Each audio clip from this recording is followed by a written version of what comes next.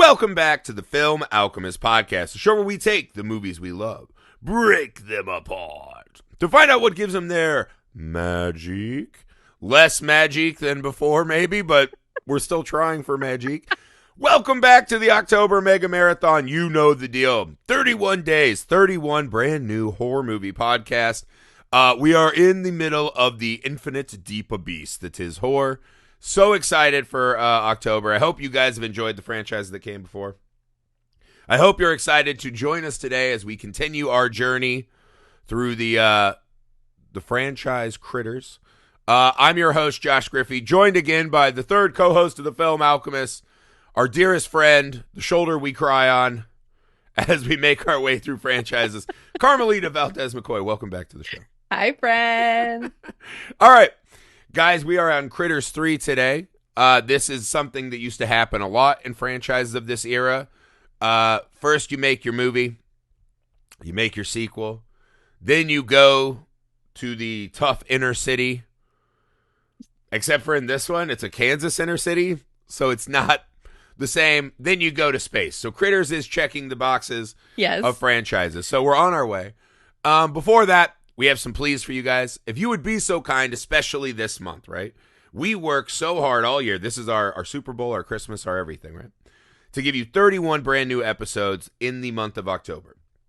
If you want to hear all of those episodes, you have to go to patreon.com/filmalchemistpod. It's the absolute best way to support the show. It's the absolute best way to help shows like us find our footing and grow into the shows we hope we can become. The galactic scourge of the podcast world we hope we can become. So patreon.com/filmalchemistpod. You'll find 3 Patreon exclusive episodes over there, 2 episodes and a commentary this month. We have all kinds of amazing stuff over there. We have commentaries. We have mini-series, Tales from the Crypt mini-series, right? If you're here for October, you probably love Tales from the Crypt too. So we have that for you as well. If you would be so kind, go over there, support the show. Meet our amazing community we've been growing over there. It means the world to us. Thank you in advance. The YouTube is Film Alchemist. The email is filmalchemistpod@gmail.com. Reach out, get a hold of us. We're on all the social media you're on, including TikTok. We'd love to see you over on TikTok. That would be great. Make sure you are leaving 5-star ratings and reviews on all your podcatcher apps. Helps us with the algorithm, right? We all kneel before the fucking almighty algorithm now. That's our lives. That is the kind of Skynet, right? We thought Skynet was going to be like this big militaristic war thing. It's not. No. It's just a little algorithm that says we have no voice or reason to exist unless we appease it. That's what happened. So help us with that. Make sure you go to misfitparade.net so you can see the movies I'm helping make with my friends. Our festival film, Sugar Tits, is out. It might be playing in a city near you, and we would love to have you come out and hang out with us, man. That would be great. Also, make sure you are watching Looper. Their YouTube and social media channels are very big. You probably already are. And see the video content that I'm doing for Looper. That would be wonderful. Make sure you follow Carmelita. Letterboxd and Twitter @Carmelita says, do yourself the favor. All right, lady. Critters 1, Critters 2, a third Critters. We are at the literal fulcrum of the Critters franchise. There are 5 Critters movies. We find ourselves at Critters 3. Urban Kansas, ? Yeah, we're going to Topeka. Yeah. I don't think it's mean to say I've never seen Critters Attacks, the newest one. This is the low point. It's kind of an upside down triangle, right? Like, you know, it's not the high point, the middle fulcrum. This is probably my least favorite Critters film. Yeah. There are a couple reasons for that, right? I think they go to the apartment building setting. I don't think they utilize it particularly well. We reboot with essentially entirely new characters, which is a new thing for Critters. We have a little Charlie at the end. I don't know that we get a lot out of those characters, right? Does have baby Leonardo DiCaprio. That's kind of the claim to fame for this movie. The underappreciated star of the Critters franchise is casting directors, apparently. And the Chiodo brothers and their incredible Critters puppets. I don't think we talked about them yet, right? Of Killer We Clown haven't, fame. and that's Ernest a Kirsten glaring Green. omission in our previous discussions. It is. Well, see, the other two had enough stuff to talk about. Now that Yeah. Critters 3 is going to give us breathing room to fill podcast minutes, I think Yes. we'll talk about them in a moment. I think that the thing that kind of rubs me the most wrong, right, is twofold. This is the first Critters film where I felt, this is boring. This is tremendously boring for long stretches. And two, we've kind of tipped too far in the Critters as Looney Tunes direction, right? The burping bubbles and the farting critter. It kind of feels like we have lost our way in this intergalactic scourge, right? The Crites are cuter, fluffier xenomorphs, essentially, with senses of humor.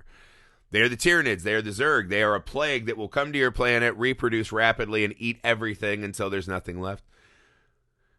I don't think seeing them drink a bottle of dish soap helps their intergalactic street cred. So, Carmelita, this movie is kind of, and this happens in franchises, right? Yes. You get your initial punch, you kind of milk everything you have out of that, right? You got to reset.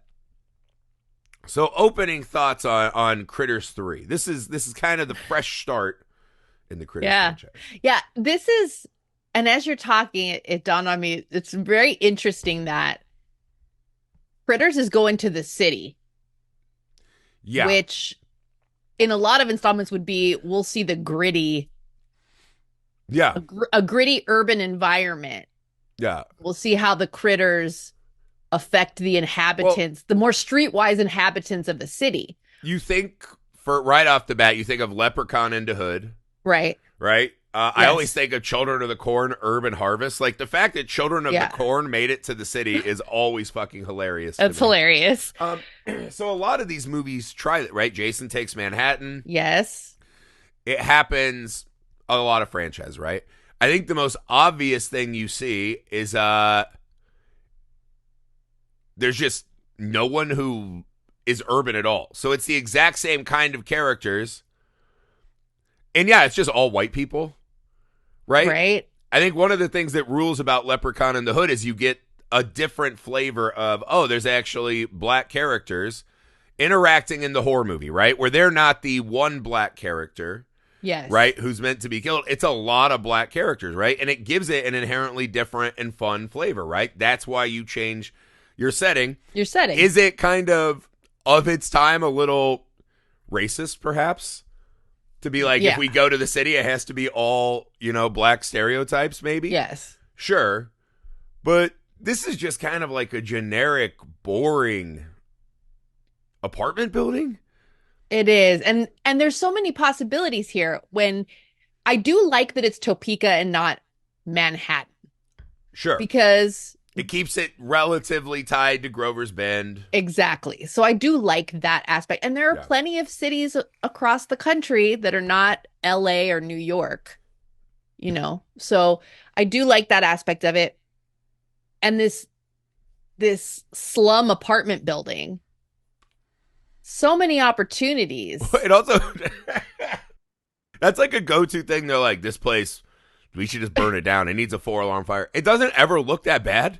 But it didn't look that bad. I've lived in places that look worse than that. Yes. So I was also like, well, they could have played this up. And there could have been a slower reveal of the Crites, because there's vermin in this apartment building. There's stuff that's broken and doesn't work. There could have been more stalking by the Crites. And slowly the kind of one picking gross people off. thing in the whole apartment building is I'm like, you just have a laundry chute that leads to the middle of the floor? That's fucking gross. That's weird. That's unacceptable. That's not, like, the Crite should eat us if that's how we built our society, right? You shouldn't drop your nasty-ass laundry in the middle of a common room. Even that, though, right? Like, so we show up, and all of a sudden in the middle of Topeka, Kansas, we just have this Italian stereotypical character. Hey, yo, whoa, whoa. And I was like, even that, like, give me some kind of flavor, right? The idea of changing setting is that you get city people, right? So, like, when I moved to Los Angeles and I lived there, I felt different when I came back home because I'm like, I'm a city guy now. I'm streetwise. I know some shit, right? Yeah. Like, it's busy. I know about, like, getting stuck in traffic jams, right? I know about hustling. I know about people hitting you up on the street. Like, I know stuff now. So I was a classic, country boy who moved to a big city, right? When I lived in LA. There is just opportunities to play different kind of characters. And we get kind of an Italian sleazeball. We get Leonardo DiCaprio's dad, who has this is very small, underutilized kind of well, I'm like a landlord crime boss. Like, I'm the guy. They hint at that he does a lot of crimes, but he also seems pretty wimpy and not good at them. Yeah. He has the tracksuit. That's kind of your giveaway. So we're kind of brushing up against Italian-American stereotypes. But they don't, it's essentially just the farm family, with Nana and Papa. Yeah. And the little folksy kids. And just a very generic apartment building. Yeah. Agreed. And this is... So if you don't use the setting, what's the value? Why are you there? Why put Jason in space if we're not doing space shit? Exactly. You know what I mean? Totally. And I think one of the greatest sins of Critters 3 is we lost that balance that the previous two films had of the sci-fi, the horror, the comedy. Sci-fi does not exist in this film until the credit sequence. The credit sequence, right? Where Charlie finds the eggs. His biosensor goes off, and Ugg tells him you cannot, by intergalactic decree, kill the last two members of a species, right? That in all of the universe, the Crites have been wiped out except for these two laundry basket eggs. And they're going to send a pod to rescue them. That's the only sci-fi. Also contains one of the saddest moments in the movie. Let's just start here. We called it in the last one when Ugg bailed on Charlie and did not bring him with him so he could be the sheriff. Does Charlie seem like he's doing well in this movie? He's back to living in a hole in the ground in a fucking truck stop. Okay. And then his badge is right by... So when he opens his coat, you see the badge that clearly no longer has any authority or respect or position allotted to it. So that and the sensor are in his trench coat as faded memories to the man he once was. Is he's now this guy that lives in holes and parents would be terrified to see pop out of the ground and scare their children. Things did not go well for Charlie, who became a hero, a bounty hunter. They did Charlie wrong. Charlie over. This movie has no respect for science fiction or Charlie. And, Charlie has completely regressed. Yeah. They make it look a little like he might be back on the sauce. They don't mention it. They don't. But he's looking ragged. Maybe it's more of a hunter's look than alcohol look. Right. It's just Charlie's but they're a roads mess. that run the same direction. You know what I mean? They are. Charlie is a mess, and he comes off as this paranoid, creepy weirdo that's popping out of holes in the ground and who's just completely out to lunch. Yeah. He's full wackadoo. Yeah. So that's a bummer.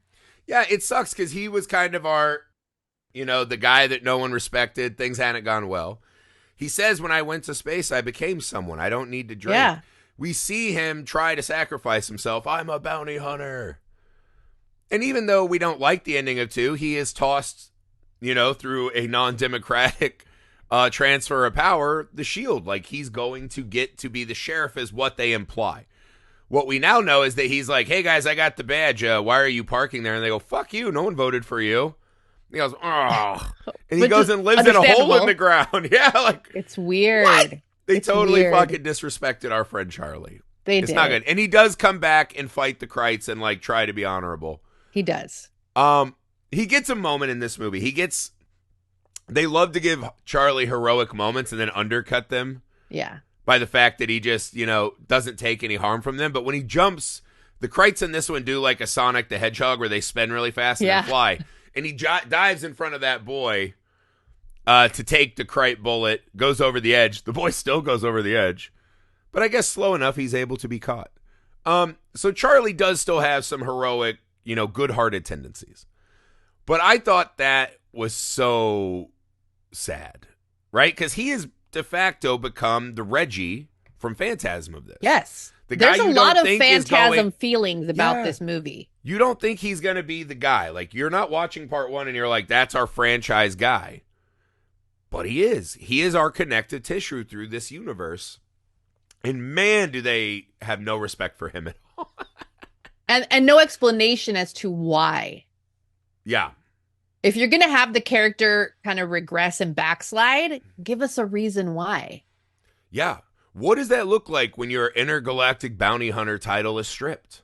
Yes. When you were just left here and there's no more Crites to kill and no one cares. And, they kind of remember that you were a doofus before. Right? And yeah, he did that one cool thing, but like, maybe I would have done that. Right? They start unraveling his self-narrative. Yeah. And we watch him start to believe it in a small way. There's a Whereas juicier at the end, story there. When his bounty hunter, communicator goes off, he's shocked. That thing's been silent for years. And it's almost like he forgot who he was, right? Yeah. And so, there's a sadness to Charlie in this one that I also did not appreciate, right? Same. Put some respect on Charlie. Like young Leo, you can tell you're like, this kid's got something. He's pretty cool. Yeah. He's kind of snarky, right? He's the only one that feels like they should exist in this movie.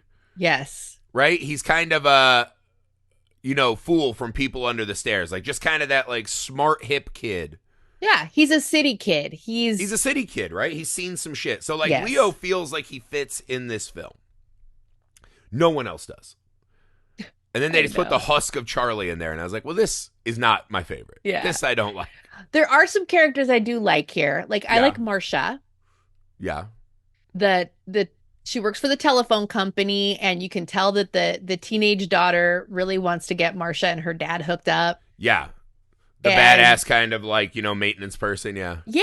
I like Marcia. Marcia's capable. She's pragmatic. She is. She's brave. So I like Marcia. And she kind of falls victim to the problem of a lot of this movie. There are characters you're like, I feel like I could like these people. Yeah. Like, just as a country kid myself, like Nana and Papa, I was like, I know those two people and I love them. Yeah. They don't give them those kind of things that like Bradley gets in Critters, right? Yes. Those extra moments to kind of expand on our love for them beyond, oh, that's a character I'll do a journey with. And then they're just like, no, we're actually not going anywhere. There's no arc. There's no progression. We're just going to like go from set piece to set piece.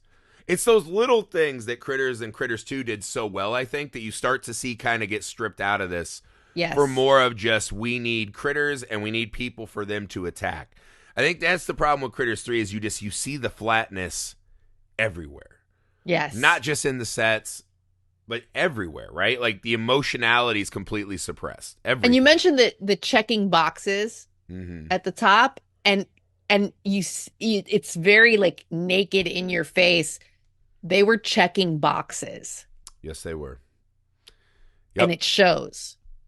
Yeah. Yeah, that's the thing is like, it's the inevitable beast of a franchise, right? Yes. You have an IP that is valuable. You have critters that we can sell merchandise from. We want to keep making money on this. How do we do that? And the math always starts to sway to how can we do this for less and less and less and still try to make money? And then as the value of the production drops, you start losing those important things. Artistry starts going out the window to shorter shoot schedules, all that. And the movies start getting worse, which then inevitably leads everyone to say, oh, Critter sucks. The fans turn on you and then you don't get to make more movies. Right. Right? It's as inevitable as death and taxes and franchise, installments getting treated worse than their predecessors. It's true. It's true. Very rarely do franchise sequels, right? Like number 4, get the budget to kind of go for it and try to do their own like Critters-like thing. Yeah. You see the softening at the edges everywhere. Everywhere. Yeah. Even the Critters in this one, right? The Crites, we see one new power. And that is the Crite call, essentially. That they can scream super loud to each other and shatter. Oh my God. That scene is like, wait, what is happening?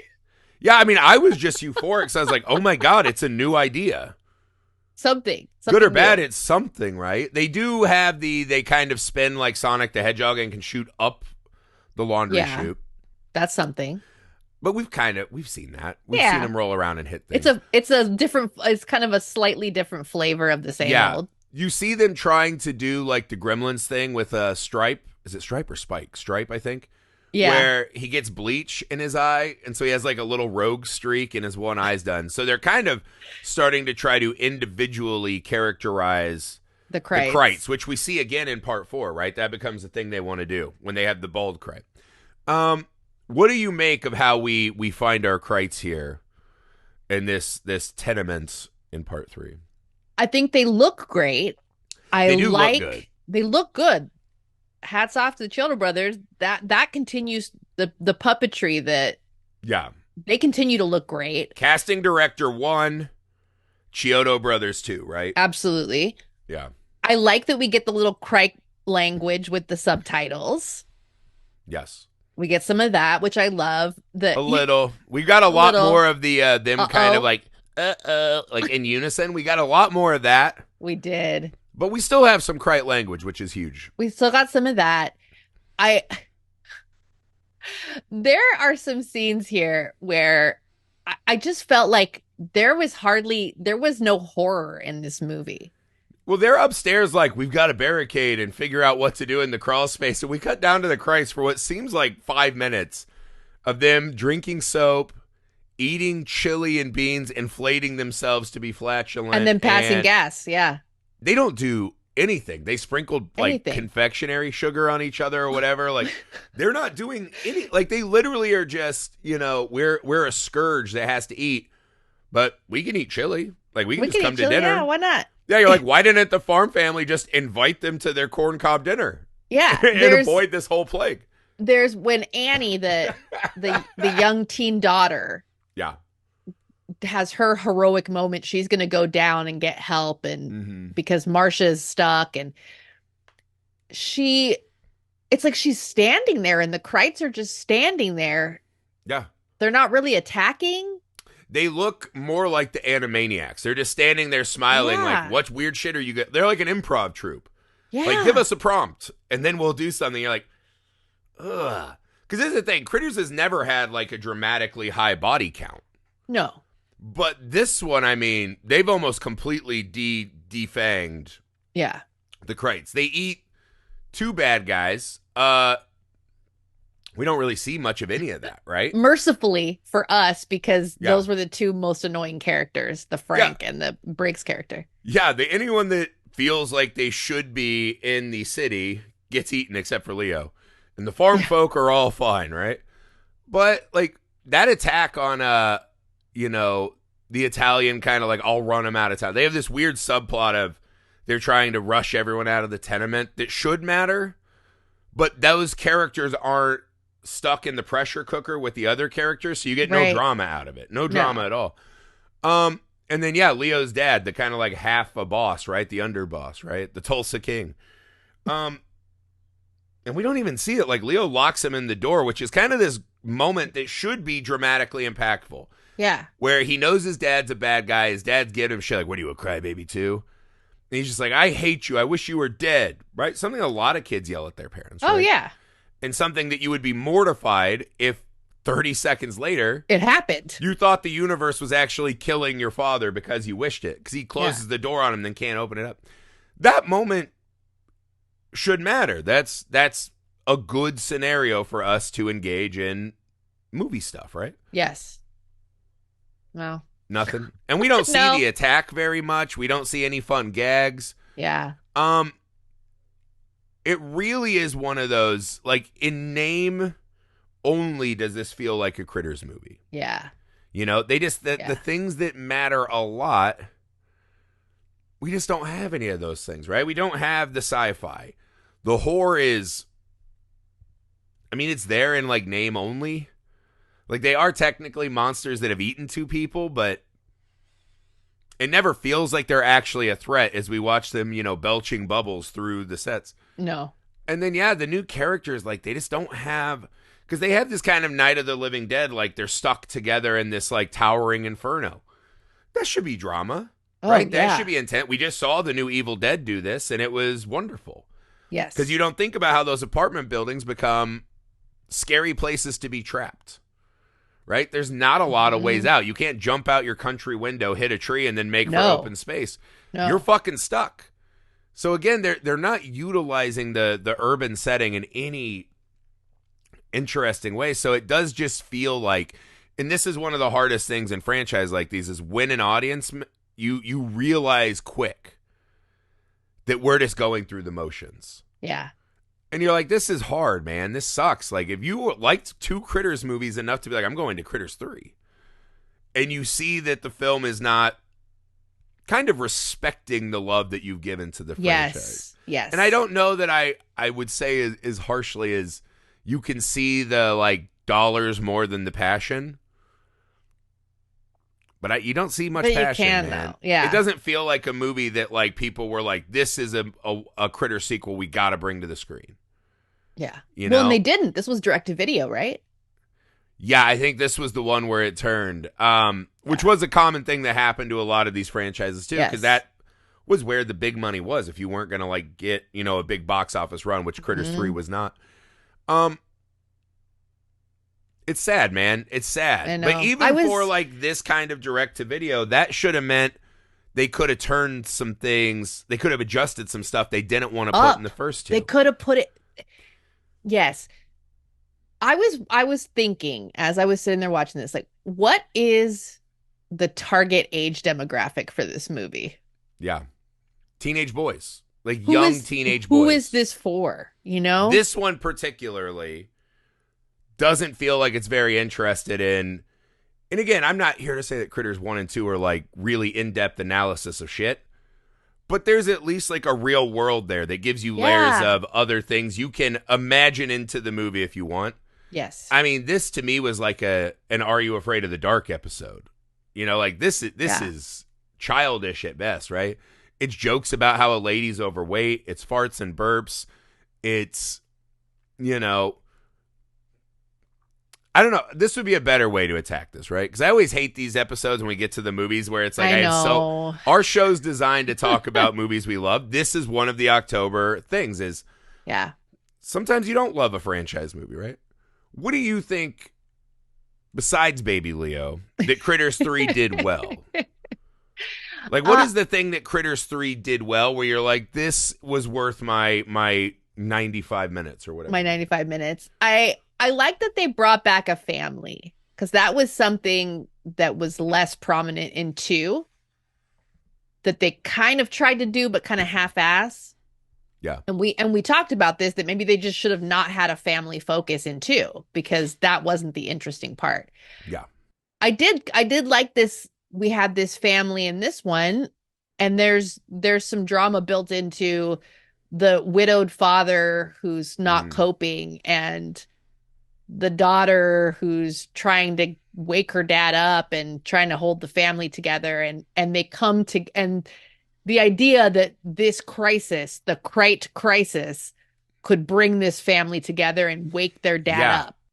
Well, there was a moment I thought the repair lady was the mom. And I thought they were going to do what was it? Helen Hunt and Bill Paxton and Twister, right? Sure. Like, if you are just together in these pressure cooker scenarios, you will see their good qualities, right? And their lesser qualities will be squashed because of the heightened intensity. Again, I think everything you said makes perfect sense. If you were pitching me as an exec, I'm like, that seems like meaty drama. Yeah. Right? That's something, that the Crites can chew into. They didn't. It starts. Yeah, and again, this starts another troubling thing where, like, we don't really do anything cool with the Crites until pretty deep into these movies. Yeah. Like, this is not as bad as part 4, but if you're going to use up that time, if we're not going to see Crites till like 25, 30 minutes in is when we're really going to start it, you better be filling those first minutes with a lot. Because that's one of those things that feels like they're sneaky, where they're like, they know it's a Critters movie. They know Critters are coming, so we can do real movie stuff. We can do real movie stuff. It better be real movie stuff. It better be fucking real movie stuff. And I don't know that this one passes that test for me. But to your point, it's there on the page. Yeah. Like when you're writing an outline or reading an outline for Critters 3, you're like, that's great. That makes perfect sense, right? Broken family stuck in a tenement they can't escape. There's a claustrophobia. Yeah. that, we don't have in Critters 1 and 2, right? Because Yeah. of all the open space. Yes, right? And then Yeah. that will I become a like pressure that. cooker to extrapolate on the family drama and the money scheme. You're like, yes, that's great on the page. And then you watch the screen, like, where the fuck's all the stuff you told me about? Where did it go? Where's all the shit you told me about? What's happening? I like Mr. M, Mr. Menges. Okay. I like that he's a UFO enthusiast, but Yes. a different flavor than Charlie. The old man who reads the tabloids, that was exactly my grandfather. I like it. We used to love going to the grocery store. This is back when you get comics at the grocery, like little loose candies and shit. Yeah. And we just stop, and he just kind of thumbed through it. He wouldn't buy it, but we just kind of stop and do it right there, right? Like, he just kind of read it at the end cap. Yeah. Like, can you believe this? And it was great. And I think that is one of the reasons I have such an affinity for horror and cryptozoology and all that shit. Yeah. My grandfather, it would light him up. Like, he was a real, like, country old man, right? Like, he'd just throw us in the back of his truck and drive around like 50 miles an hour. And, like, he was a real country dude. But he fucking loved those tales, right? So the old couple in this is great. Yes. You wonder how the fuck they made their way to this building.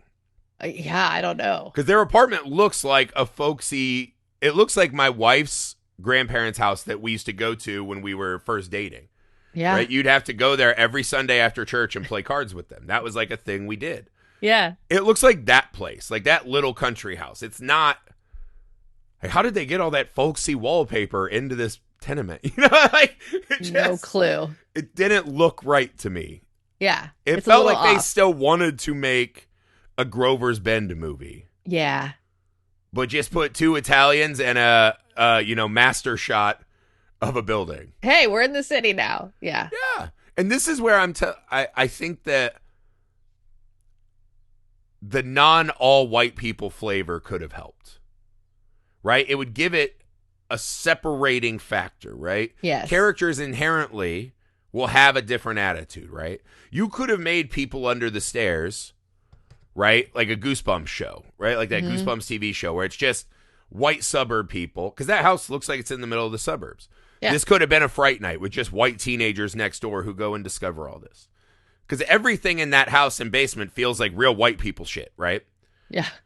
Adding characters who are not white gives them inherently different perspectives on the city, the place. How are these people getting away from this, right? Why are they trying to run us out of our building? Why are these fucking things attacking us again? Like, immediately I was thinking of Attack on the Block. Yeah. Right? When those monsters, who look very Crite adjacent, are attacking these people who already feel like they're, left behind, down on their luck. We have to do this ourselves because no one else is coming. Yeah. This is where the all, white people cast kind of fucking shoots itself in the foot. Yeah. Yeah. No, it's true. It needed Critters 3 needed something besides awesome Chiodo brother puppets. Yeah. I think that they were checking boxes, like we said, and I think they were really the crutch of the Crites look cool. Yeah. Yeah, and but if we just see them enough. playing around, that'll be enough. Were they hoping that a young person who had seen Critters had aged, what was it, like 8 years? 8 years? Not that long. Like, they're not middle-aged and nostalgic for Critters now. We'll bring, like, their young lads, and, like, all of a sudden you have a new generation of Critters fans. Like, what was the game? It's one of those, you're like, what was the target here? Mm-hmm. How were you, because this is what I always judge sequels on, right? Do you honor the first one? I would say no for this, right? I don't think it openly disrespects other than Charlie. No. Yeah. But it's not paying homage or giving us that kind of ride that we want in a Critters movie, right? Does it expand the universe or mythology in an interesting way? Even with that end credit scene? No. Right? And does it have, those new ideas, right? Is there a new energy? Is there a new stylistic moment? Is there something that helps it separate and justify its existence? No. So I think, like, the kind of three ways I think about how successful franchises are, sadly, Critters 3 just misses them. And it's not like it's just all the way off. Like, there were pieces you're like, that could have been the thing. Yeah. That could have been the thing. And to your point, I think the losing the sci-fi, you take out those, like, weird elements of like, what is a shape-shifting bounty hunter society like? Yeah. And you realize how fucking thin a Critters movie is without the science fiction, right? Yes. It's integral. Yeah. You take out the Lilo and Stitch and you're like, oh. Now it's almost like we're in a more boring Puppet Master. Yeah. You know? Like there's just not a lot there. The sci-fi adds that extra kind of mythos. Yeah. It's like a stool. It's got the 3 legs, and if you chop one leg off, the thing won't stand. Yeah, and really you chop like 1.5 of the legs off. 1 3/4 of the legs. And then you're like, but what if we make the 3rd leg longer? And you're like, that's not how stools work. I know you're an alien, but down on Earth, stools have to work a certain way. This is not we don't have floating chairs, brother. This is how stools work. Yeah, it's just kind of it's one of those franchise films where there are certain franchises they go on, right? And we've done some long ones. Yeah. You know, and a lot of them have mixed bags of movies. It just sometimes you just get sad when you see the one where you're like, they're just never found the spark to make like their version of the franchise movie that would have moved the chains, as it were. Yeah. And so this one to me, it's so flat. It's often boring. It's just kind of sad, man. And I want the Crites to be scary aliens. Yeah. Even while they're laughing, right? Even in part 1, they blow up the house and then they laugh. That's both. Like, wow, look at those little vindictive fuckers. You know? I don't know. I hear you. Yeah, I don't think this is unwatchable. No, if you like Critters, it has some Critters trappings. Yes, but I would probably watch this with a 6-year-old. Yeah, like if my kids are just like, I'm really into the Critters franchise, like, can we watch it? I'd be like, yeah, or we could just watch Critters 1 and 2 again, right? Right. You know, we could it's one of those movies I watched today and I was like, there's a really good chance that's the last time I'll ever watch Critters 3. You know what I mean? Yeah. Like there's a chance I'll die and never watch Critters 3 again. And that's fine. That's fine. It's a movie. It exists. As Alex always says, it gave people jobs. So that's great. Yeah. I mean, Leonardo DiCaprio. Young Leo. That is kind of the one thing you take from this movie is, again, the reminder of how do they get these fucking casts. And then in part 4, you've got Angela Bassett and Brad Dourif. You're like, how the fuck do they get these cast? It's unbelievable. It's crazy. The actors that are peppered into these movies. So sadly, I think part 3, pretty forgettable. Yeah. But not here on the film Alchemist, right? We looked down the barrel at Critters 3 and we said, you know what? We're still talking about it. We are. Because that's what we do. And if you're out there and you love this movie, good. Well, this is the thing about making art, right? Yeah. Even not great art has people that really love it. Like it hits people and they fucking love it. You can't have that without taking your shot and making something. Yes. So for the people out there that absolutely fucking adore Critters 3, that's great, man. That's why you do all this. That's wonderful. Yes. For me, there is just, it's not a meal. Yeah. It's not a meal. It's barely a snack. You know what I mean? Didn't work for us. Yeah. Someone out there, if it works for you, I think that's awesome. Me too, man. I'm not trying to tell you not to like your fucking Critters 3. No, like what you like. And again, we're watching them all in a row, like a kind of fun franchise run. That makes it better too.